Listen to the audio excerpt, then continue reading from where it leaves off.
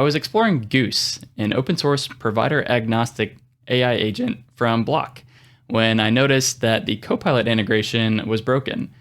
And instead of waiting for someone else to fix it, I decided to jump right in and take a stab at it myself. Using Claude through OpenCode, I was able to fix this bug in a surprisingly short amount of time.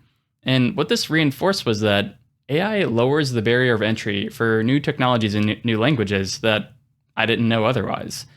Granted, I've been a software engineer for 10 years, but I don't think I would have been so eager to jump at solving the problem if AI wasn't there to assist me.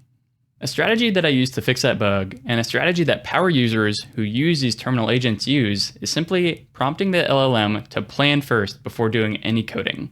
This is really easy in Claude Code, where you can simply shift tab to cycle between different modes. This is really simple in OpenCode as well, where you can simply press tab to toggle between the build agent and the plan agent. I think people can get really frustrated when they ask an LLM to implement a huge feature, and ultimately what it produced is not aligning with what they envisioned.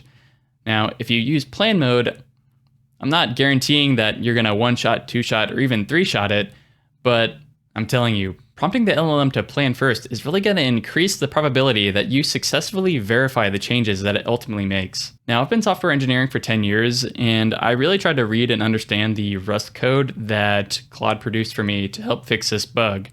And I also wanted to be open with the contributors that, hey, I used an LLM to produce this code, and I reviewed it to the best of my ability. I'm actually really happy and proud that I finally contributed to an open source project after software engineering for so many years.